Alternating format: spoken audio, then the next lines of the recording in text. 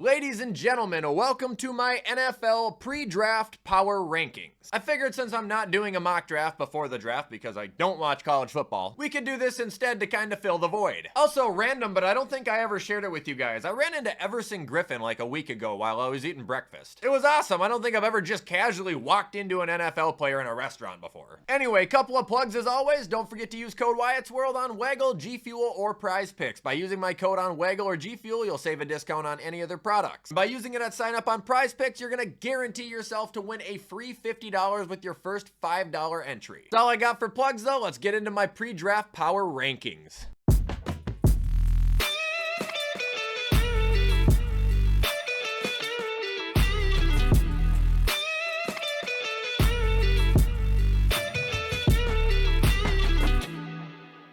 Okay, folks, so here we are at the list, as always, starting at the bottom, and I would just like to say before we start, in the words of my father, opinions are like assholes, everybody has one. So, beginning with 32, the bottom of the league, if you're asking me, we have the Tennessee Titans. They continue to be the most unmotivating roster in the league. Quarterback room is terrible. Running back room is not great. Receiving room, not great. I know they've been stacking their O-line recently in the drafts, but when you have a quarterback who literally makes dumber decisions with the more time he's given, kinda hard to appreciate an O-line. Moving on to 31, give me the Browns. They're fucked at the quarterback position, man, and that's like the most important position on a team, much like the Tennessee Titans, honestly. Also doesn't help that their running room is currently being led by Jerome Ford. Like, holy shit, man, Myles Garrett's the only reason you're not at 32. Moving on to 30, give me Jacksonville. You know, these next couple places were kind of hard for me to list because these teams are really close and jumbled to me, and I don't actually hate Jacksonville all that much. I'm a Trayvon Walker guy. I'm a Josh Allen guy. Trying to still be a Trevor guy. Obviously a Brian Thomas Jr. guy. Aside from them also just being completely terrible last year, I think a couple of negatives happened for him this offseason. One, Evan Ingram going away. Two, Christian Kirk going away, also to a division rival. Like, I just don't think they're gonna be good unless Trevor is just unbelievable out of nowhere. 29, give me the Saints. It's very hard to determine what this team is gonna look like when Derek Carr is playing an injury card, and what the injury card is him potentially wanting out, I'm hearing. I mean, if they have Spencer Rattler, they're gonna be awful. If they have Derek Carr, they're still not gonna be good, but I do want to say I think they have kind of an underrated receiving room over there. A lot of people look past him in that aspect of things. However, the defense over there I don't think is nearly as scary as it once was. Well, I know for a fact it isn't. They fucking finished like third worst in the league. And 28, give me the Colts. I understand I'm pretty low on them compared to most people, but I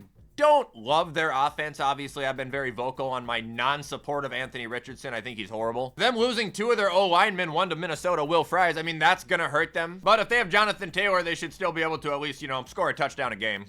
Moving on to 27, give me the Panthers. I think they have a chance to be a dark horse this year a little bit because Bryce, you know, showing improvement not only helped them, but back to the addition of them getting Rico Dowdle. If they use him and Chuba as an effective 1-2 punch combo and just maintain possession of the ball, that is going to help them catastrophically. They were 31st in the league last year when it came to time of possession. Like, if you don't hold the ball, you can't win. I think their running back room is going to help them arguably just as much as a big receiver would right now. Which, before I move on to 26, I would just like to say I'm a huge Xavier Leggett guy. I think he still has a chance to be honestly fucking great. Moving on to 26, give me the Patriots. Sadly, I think they've made some really good moves this offseason. Milton Williams, Stephon Diggs, both of those are pretty big if you're asking me. And then honestly, I think the biggest of them all was getting Mike Vrabel. That instantly made them a better team in my eyes. He knows how to run a fucking team. Moving on to 25, give me the Giants. Listen, I think they could actually be decent too. They could be a dark horse. I'm a Tracy guy. I'm a Malik Neighbors guy. I'm a Brian Daboll guy. He's a quarterback whisperer. Really wish they had a better tight end, but I think their offense has a chance to actually do something. And defensively, they got Javon Holland. I mean, the chances of him being good is not that high, but I think there is a live chance. 24, give me the Raiders. Here's the thing about the Raiders. I don't love what they've done this offseason, but I also don't hate it. And I do think it has made them better. I mean, you're getting a competent head coach. Congratulations. You've got a quarterback who can play. Geno can play. I'm just not the biggest Geno fan. Raheem Mostert's the best running back you guys have had since Josh Jacob left. They may have made a defensive signing too, but I think their biggest defensive hope right now is that Christian Wilkins can just come back 100% because, like I said, you know, they might be able to play a little football this year. 23, give me the Jets. I think they're a little bit too slept on now. I don't know. I don't think they have a bad team. I think Aaron Glenn's actually going to be quite a good coach there, although he did shit on Aaron Rodgers pretty bad. That was awful. But like I mentioned before, I've been preaching Justin Fields there for a couple of years now. He is finally the quarterback. Garrett Wilson's still there. You still got Breece Hall. You still got Braylon Allen. Sauce, as of now, Quinnen Williams, Will McDonald. Like, the team isn't bad. I just think it's kind of natural to believe they're going to be ass because they always are.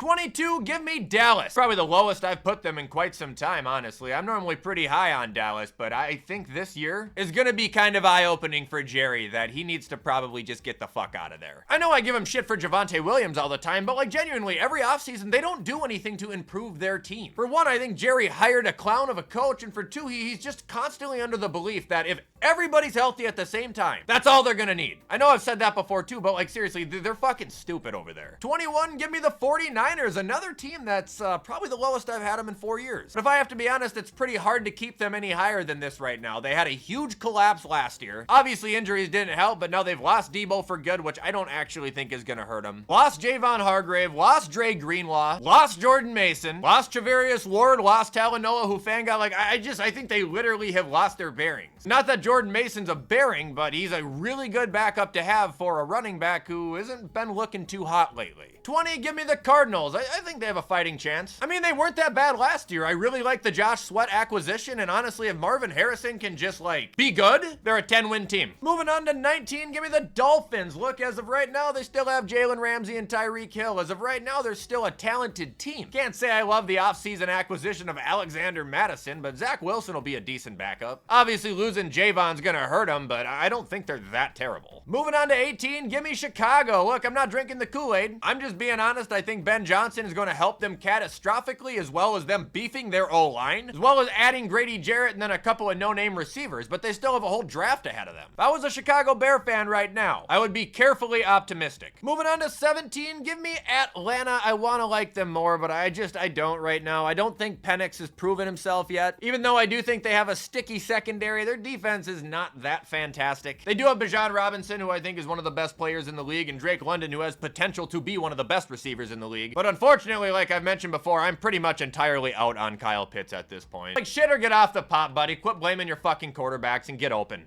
Moving on to 16, give me Seattle. I think this is generous, even though I know their fans are going to want them in the top 6 or some shit. Look, I know I was a little harsh on them initially at the beginning of the offseason. They don't have a bad defense whatsoever, and I think they basically swapped at quarterbacks, although I don't think Sam will be as good as he was when he was a Viking, and that's a fair assumption. But the concern lies for me at their receivers, because I think losing DK and Lockett and picking up Cooper Kupp, that is not a win. Guys, you are going to need every bit of Cooper Kupp you can get, and the more you throw at him, the more prone he is going to be to injury, and that's just being honest. He hasn't played more than 12 games in 3 years. I'm not pulling the age card there. He gets hurt. Also, Kenneth Walker has statistically been doing worse since his rookie season, so I don't think that's very encouraging either. Kenneth Walker also does not stay healthy. Moving on to 15, give me the Steelers, a team that, you know, it's hard to be super high on them, but you can never be too low on them, and honestly, the acquisition of DK Metcalf will be massive if they can get a quarterback. Do gotta be honest, though, I think losing Najee was still fucking stupid. He's more than just a running back. 14, give me the Bengals. I love half the team, I hate half the team. I really think they need to move on from their head coach as well, but you know, again, the Bengals, you can't ever write them off when they have an offense that can throw up 60 points like it's fucking nothing. But then when they come back with a defense that allows 70 points like it's nothing, it kind of cancels it out. To me, it's just hopeful speculation that they'll be good. Like, I like the Bengals. 13, give me the Texans by a hair. Losing Diggs isn't going to do them favors. Possibly not having Tank Dell the entire year isn't going to do them any favors. Losing Laramie Tunsil isn't going to do them any favors. You know what? I'm actually going to switch these two right now. The more I talk about the Texans, I think the worse they might be. They'll have a great defense with, I think, a good defensive-minded coach, but they all need to be healthy, and their offense got to be very consistent with scoring points.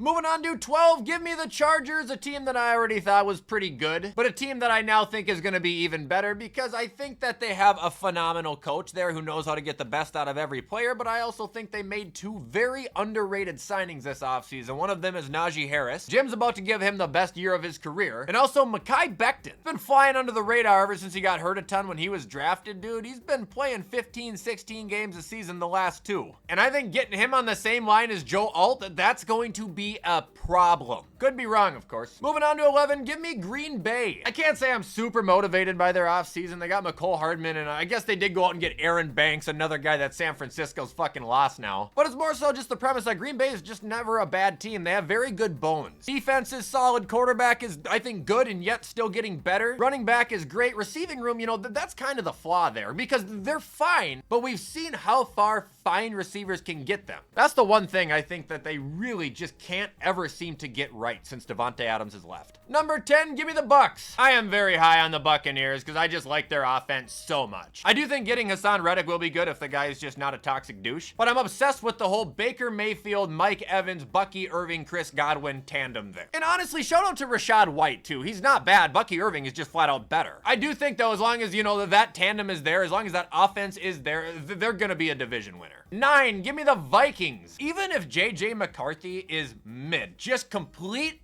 average, they will be a playoff team. You got Jonathan Allen and Javon Hargrave going on the defense. Will Fry's beefing up the already improving O-line. Jordan Mason, I think, is going to be a game changer on the offense there and also add an extra year onto Aaron Jones's career. They've also added a bunch of smaller names to what was already a pretty fucking loaded team. Like, they're going to be really good. And if JJ McCarthy is elite, by the way, the Lions are going to be in some deep shit. 8, give me the Broncos. They are going to be a really good team. Evan Ingram is huge. Dre Greenlaw, Talanoa, DJ Jones, all getting added to a defense that was already knocking the shit out of people last year. I think this team is flat out just going to be a better version as to what they were. John Gruden really said it the best with these guys, and I know their defense is getting more recognizable, but like last year, you could name about 2 people on that roster and they would just kick the shit out of you. The mystery assassins. 7, give me the Rams. I know I'm putting too much stuffing into the turkey here, and what I mean by when I say that is I'm putting all of my marbles onto their offense because I think it is going to be one of the most ridiculous things we've ever seen. They have talented players on their defense, we all know, but it's the thought of Sean McVay running an offense that contains Matt Stafford, a still elite Davante Adams, Puka Nacua, and Kyren Williams. They're going to be doing some diabolical shit, and I love it. Now we got number 6, give me the Commanders. Man, who would have thought a year ago I'd have them here? Holy shit. This team exploded last year, but you can really thank Jaden Daniels for that because he literally was the key that unlocked the entire offense. These guys went from an inconsistent offensive unit that no team was ever scared to play into a pretty much sure shit 20-point team that is probably going to end up beating you. 20 is probably a low ball, honestly. I'd say like 25 points. 5, give me Baltimore. No reason to think they won't be an elite unit as always. You know, they got D-Hop, and like I said, I don't think that's necessarily a scary move by them, but it was necessary. Keeping Ronnie Stanley was huge too. You know, as long as Henry has still got traction on the tires, they'll march right into the playoffs at a pretty good seed. Moving on to number 4, we got the Bills. For one, they made every important re-signing that they needed to make. They kept all their pieces. They got rid of Kiar Elam, which will only help us. Added Joey Bosa. I'm excited to see Derek Forrest. I remember making a video like 2 years ago talking about him. He had a really good year in Washington. Like, I have no reason to believe the Bills are going to be any worse than they were last year, and that was, what, a 13-win team? 3, give me Detroit. They signed a shitload of people this offseason too, DJ Reed being the first one that comes to mind, but this is already a really disgusting and scary team the way it is. It's just that you gotta watch for Hutch here, which as far as I'm concerned, he's gonna be healthy for week 1, and that was the missing link last year. 2, give me the Chiefs. I don't think they had a great offseason by any means, but you just can't write the Kansas City Chiefs off. I've tried it before, trust me, it doesn't work. The only reason they're not in the number 1 spot is because they didn't win the damn Super Bowl from the Eagles, and the Eagles not only, you know, are being the Super Bowl champions, they are just the Titan of the league right now. I get it, because the Titans are actually 32 and the Eagles are 1. Seriously though, ever since getting Saquon Barkley, they've turned into a cheat code. There's trade rumors about AJ Brown going around. I don't think he's actually gonna end up leaving there. I would see why they would do it, but at this stage, since they've waited so long, I think it could also be a mistake unless it's like for a really high pick. Either way, just all around talent on the team, especially with the best running back in football right now, like the Eagles still get the number 1 spot to me. And again, how can you not? They're world champions for a reason. And that is also going to be it, ladies and gentlemen, for my pre-draft power ranking. Really hope you guys liked this video. Let me know in the comments where you agree or disagree, and feel free to show support because you know I appreciate it. Hope everyone has a safe and fantastic rest of your day. Go Timberwolves, and I'll see you guys in the next video.